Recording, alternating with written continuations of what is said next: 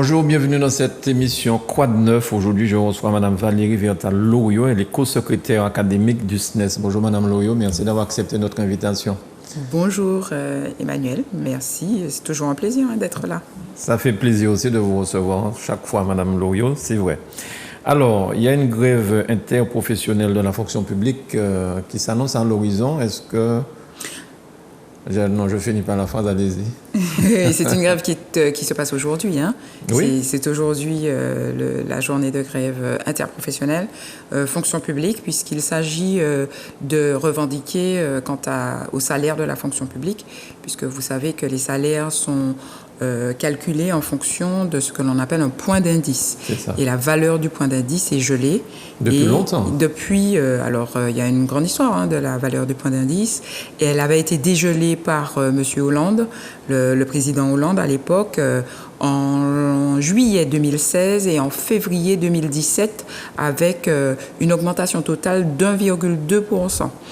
Et depuis, la valeur du point d'indice a été complètement gelée. Et il faut savoir que quand ça a été fait en 2016-2017, le point d'indice était gelé depuis 2010. Ensuite, donc, le président Macron a décidé de continuer à geler le point d'indice. Et le cabinet de la ministre de la fonction publique a déclaré, cela fait 2 jours, qu'il comptait dégeler ce point d'indice d'ici l'été, je cite le cabinet de la ministre. Et bien évidemment, 2 jours avant la grève interprofessionnelle qui était annoncée. Alors d'ici l'été, c'est-à-dire le mois de juillet, les élections présidentielles c'est au mois d'avril, les législatives c'est en juin. Ça vous paraît pas bizarre que brusquement ce soit dégelé? Vous n'avez pas peur que ce soit dégelé là, mais regelé en août ou en septembre? La chose est que, naturellement, que nous ne sommes pas dupes non plus de la manœuvre politique. Il y a plusieurs choses. Il y a des élections présidentielles qui arrivent. Et puis, il y avait aussi cette journée de grève qui était annoncée. Donc, naturellement, il fallait un petit peu faire semblant d'avoir entendu désamorcer la bombe, en fait, pour pouvoir permettre à moins d'enseignants de faire grève. Mais quand on fait des annonces de ce type, déjà, on ne sait pas à quel niveau le point d'indice sera dégelé. C'est la première chose et c'est la première question. Quand on sait que seulement pour cette année, dans la fonction publique, on a perdu 4% de pouvoir d'achat. Donc, il faut déjà savoir à quelle valeur il sera dégelé, mais il faut savoir aussi quand. Quand elle dit avant l'été, bien évidemment, avant juillet pour nous, avant le début de l'hivernage pour nous, quand elle dit avant l'été, il faut avoir des dates précises. Et puis, naturellement, il y a énormément de scepticisme quand on fait cette annonce 2 jours avant une grève, juste avant les élections présidentielles. C'est évident qu'il y a beaucoup de scepticisme dans la profession, en tout cas chez les enseignants. Alors justement, il semblerait qu'il y aurait un désamour de l'enseignement. Les gens se détournent ou les gens raccrochent, ils démissionnent parce qu'ils disent que c'est un métier difficile. Les enseignants sont attaqués, agressés par des élèves, sinon par des parents carrément. Le salaire n'est peut-être pas suffisant pour ce que c'est comme dose de travail. Qu'est-ce que vous en pensez? Est-ce qu'en Martinique, nous vivons les mêmes choses qu'en France? Il y a un vrai désamour pour cette profession et on le voit dans le nombre de candidats inscrits au concours. Puisque pour devenir enseignant, il faut passer un concours, le CAPES ou l'agrégation naturellement. Donc il y a un vrai désamour, il y a une chute du nombre de candidats parce que c'est un métier qui n'attire plus, naturellement pour les raisons que vous avez évoquées, notamment les agressions, la difficulté du métier, le fait qu'il y ait une hiérarchie de plus en plus importante, mais aussi pour les questions de salaire. Et c'est rare que les enseignants fassent grève pour des salaires. En général, ils font grève pour des moyens, pour les élèves, pour leurs établissements, rarement pour eux-mêmes. Et là, c'est une grève pour les salaires parce qu'il faut savoir aussi que depuis 20 ans, il y a une perte du pouvoir d'achat des enseignants de 15 à 25% parce que justement, il y a ce gel du point d'indice qui est imposé par les présidences de la République. Donc, c'est assez rare, mais c'est important aujourd'hui de dire que c'est un métier extraordinaire. C'est un métier extraordinaire qui devrait nous être facilité par la centrale, par l'État, tout simplement en investissant sur la jeunesse, parce que l'éducation, c'est quand même un investissement sur la jeunesse. Et aujourd'hui, on est les victimes de ces coupes budgétaires extrêmement sombres. Aujourd'hui, il nous semble que ça suffit, qu'il faut aussi que l'on se batte pour nos salaires, pour donner de l'attractivité à nos métiers, pour que de plus en plus de jeunes puissent rentrer dans ce métier. On aurait pu nous dire, oui, mais en Martinique, c'est pas exactement la même chose. Vous avez les 40% et vous n'avez pas le niveau de salaire. Voilà, parce que en France, il faut savoir qu'après 20 ans, le niveau moyen de salaire est à peu près à 2500 €. Après 20 ans de boîte, quand même. Enfin, de boîte, j'ai envie de dire, de ministère, en fait.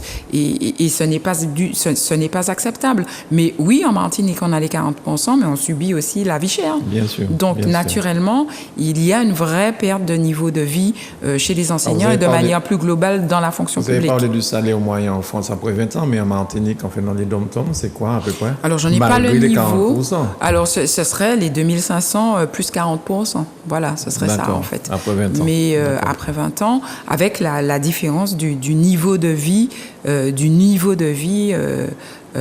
en Martinique qui est extrêmement élevé eu égard à la cherté de la vie, du coût de la vie dans notre département. Alors, le recteur est parti, il est remplacé par une rectrice. Vous avez déjà eu contact avec elle? Vous avez été reçu par elle? Non, pas encore, puisque ça a été annoncé au Conseil des ministres. Elle n'est pas encore là. Il y a encore quelques semaines lors desquelles il y aura cette passation entre les deux recteurs. Monsieur le recteur Jean part. Il y a une nouvelle rectrice. Naturellement, nous attendons de voir, puisque de toutes les manières, nous imaginons qu'elle va recevoir les organisations syndicales. Mais j'ai envie de dire que c'est la même politique qui sera menée, en tout cas pour l'instant. Et nous avons véritablement besoin d'une autre politique dans l'éducation nationale, pas seulement concernant les salaires, mais aussi concernant toutes les réformes qu'il faut absolument mettre à plat. Le fait que ce soit une femme, ça vous rassure ou pas, plus qu'un homme, si c'est un homme qui avait été choisi? Alors, en bonne féministe,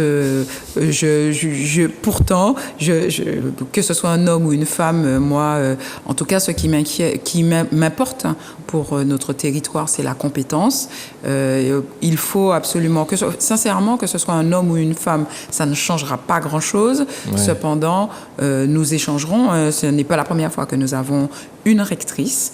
On a eu plusieurs fois. Oui. Ça faisait longtemps que, justement, avant M. Pascal Jean, il y avait aussi eu beaucoup de rectrices. Nous allons revenir à une rectrice. L'essentiel pour nous, c'est qu'elle manifeste de l'écoute vis-à-vis des revendications des organisations syndicales et qu'on soit en mesure d'échanger pour tout faire pour le bien naturellement des personnels, mais aussi et bien sûr de nos élèves martiniquais. Alors, il y a un ministre il y a fort longtemps de ça qui avait dit qu'il fallait dégraisser le mammouth. Est-ce que c'est parce que le gouvernement, l'État estime que les enseignants sont bien lotis, il y a trop de personnel et il faut essayer de limiter un petit peu la casse? Qu'est-ce que vous pensez de cette réflexion? Ça veut dire qu'il y aura un impact direct aussi sur vous dans les écoles. Est-ce que vous estimez que ce mammouth mérite d'être dégraissé? Au contraire, il y a encore des efforts à faire pour améliorer ce mammouth. Monsieur Gagné, j'ai envie de dire que depuis 12 ans, il y a 1200 postes qui ont été supprimés dans l'éducation nationale. Alors si le mammouth, là, il est au stade, il n'a plus que la peau sur les os. 1200 postes. 1200 postes d'enseignants qui ont été supprimés. Donc aujourd'hui, je crois aussi que dans un territoire comme dans un pays comme la France, on doit investir sur la jeunesse. C'est fondamental. Et il y a certainement des choses à faire en termes de budget sur l'ensemble des ministères, mais certainement pas sur le ministère de l'Éducation nationale. Il y a tout un ensemble, et puis dans la fonction publique, on est en train de se rendre compte que justement les différents présidents qui se sont succédés ont pointé du doigt la fonction publique et les services publics sont en grande difficulté aujourd'hui. Je pense à la police, je pense à l'éducation, je pense à... Enfin, tous les services publics sont en grande difficulté. Je crois qu'il doit y avoir, au contraire, de l'investissement dans les services publics et bien évidemment dans le service public d'éducation. Alors, nous approchons de l'élection présidentielle dans moins de 2 mois, le premier tour. Est-ce que les différents candidats ont cherché à rencontrer les syndicats, justement, de services publics? Et puis, est-ce qu'ils font des propositions qui sont réalisables? Parce que, bon, avant l'élection, tout le monde vend toutes sortes de choses. À votre avis? Quel avis on a? On regarde de loin, un petit peu de loin, parce que à l'accoutumée, en général, tous les candidats voient les organisations syndicales, et notamment la FSU, la Fédération syndicale unitaire, qui est la fédération à laquelle appartient le SNES. Cette fois-ci, beaucoup moins. On fait la démarche d'aller voir nos organisations. En tout cas, nous pouvons faire un bilan de 5 années avec M. Emmanuel Macron à la tête de l'État. En tout cas, dans l'éducation, c'est un bilan qui est extrêmement négatif. On rappelle que son épouse, c'est une ancienne enseignante. Naturellement, et pourtant, le bilan est extrêmement négatif. On voit la catastrophe de la réforme des lycées, sur laquelle il y a tout un ensemble de rapports qui ont été faits qui sont extrêmement défavorables quant à l'égalité sociale, puisqu'on dit qu'elle va plus loin encore dans les inégalités sociales, dans les inégalités filles-garçons, mais c'est une vraie catastrophe. Moi, je vois aussi que le précédent président Hollande avait fait la réforme des collèges, qui est aussi une réforme qu'il faut mettre à plat. Je vois aussi, j'ai entendu parler de Yannick Jadot qui souhaite baisser plutôt les vacances scolaires, qui ne veut pas remettre à plat la réforme des lycées. Enfin, nous observons les programmes et pour l'instant, il faut dire que ce sont les programmes, pour la plupart de gauche, qui correspondraient globalement à ce que l'on voudrait concernant l'éducation. Cependant, il y a des propositions qui sont extrêmement choquantes dans ce qui est proposé. Pourtant, lorsque Jean-Michel Blanquer est devenu le ministre de l'Éducation nationale, apparemment, il avait été accepté de tout le monde. On disait que ce serait un bon ministre pour l'Éducation nationale. Le bilan, ça donne quoi? Il avait été accepté de beaucoup de personnes, mais pas des organisations syndicales qui avaient l'habitude de lui, parce que je rappelle qu'il avait été recteur en Guyane et que nous avions déjà eu vent de son dogmatisme concernant notamment les lycées, de son mépris des personnels, et on a bien vu qu'en 5 ans, il y a un vrai désamour de la profession pour son ministre. Je crois c'est le ministre qui est resté le plus longtemps à la tête de l'Éducation nationale, mais je crois qu'il a dépassé Allègre aujourd'hui en termes de détestation. D'accord. Ça vous avait choqué l'histoire d'Ibiza? Naturellement que ça nous avait choqué, ça avait choqué la FSU, parce que tout simplement, quand on demande des protocoles qui sont tellement importants dans ces temps d'épidémie, il n'est pas question, quand on demande de l'exemplarité, que le ministre soit à Ibiza pour pouvoir présenter un protocole, ça nous choque. Bien. Puisque vous parliez de pandémie, comment ça se passe? Alors, dans les établissements... Le port du masque est levé, c'est ça? Non, le port du masque n'est pas levé dans les salles de classe, il est levé à l'extérieur des établissements. Il y a beaucoup d'absents, Il y a énormément d'absents dans nos classes, au collège et au lycée. Déjà avant? Alors, il y a eu beaucoup d'absents à peu près en janvier.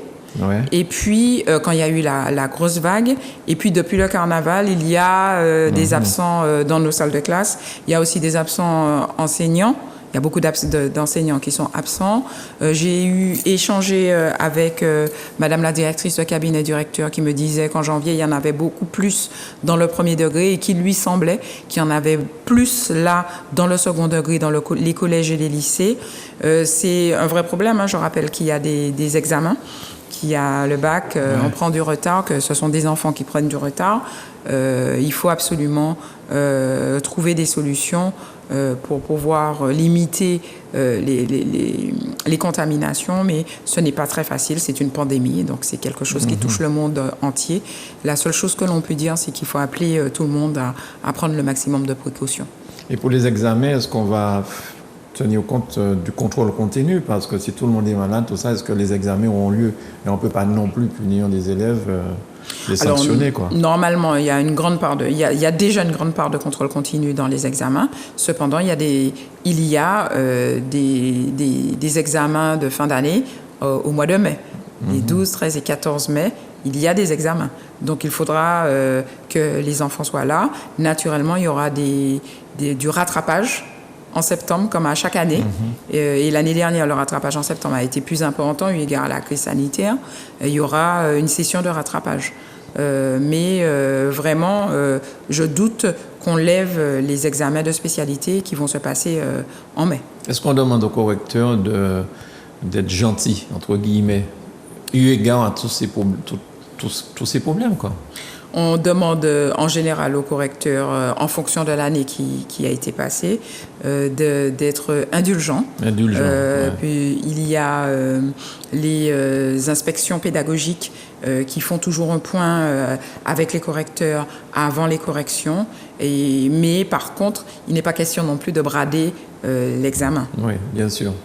Et pour terminer, le lycée Schellcher, il est pratiquement fini, ça en est où? Et puis est-ce que vous allez faire la rentrée 2022-2023 dans les nouveaux locaux?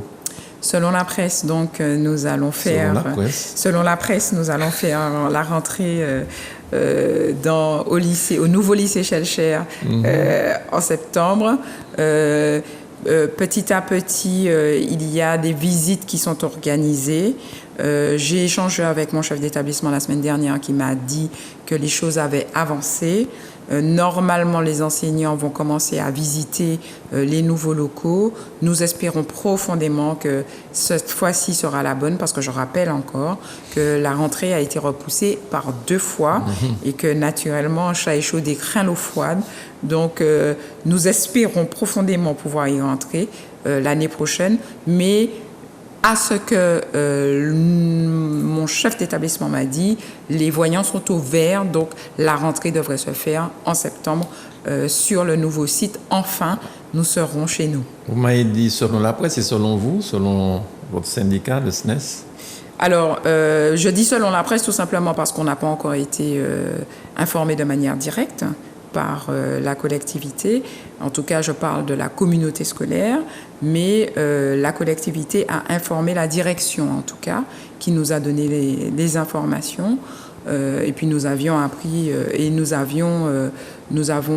voyons certaines communications vis-à-vis de la presse, et à chaque fois, c'est clair que la communauté est quelque peu froissée quand on ne vient pas vers elle directement.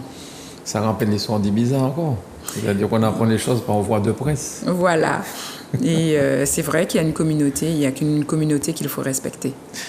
Il y a quelques bâtiments, par contre, qui n'ont pas été détruits. Ça va être fait par la suite. On va, au contraire, les restaurer. Ah non, ce sont des bâtiments qui seront restaurés, qui vont rester. Et nous sommes très contents, d'ailleurs, qui sont classés. Nous sommes très contents, d'ailleurs, qu'ils le soient, parce que ça nous donne encore une image de l'ancien lycée Schellcher auquel beaucoup de personnes sont attachées. Tant les enseignants que les élèves, mais que les Martiniquais. Donc, naturellement, qu'il y ait certains bâtiments encore de l'ancien lycée Schellcher nous ravit, mais en tout cas, ils ne seront pas détruits parce qu'ils sont classés. Dernière question, faut-il changer le nom du lycée puis l'appeler lycée Aimé Césaire?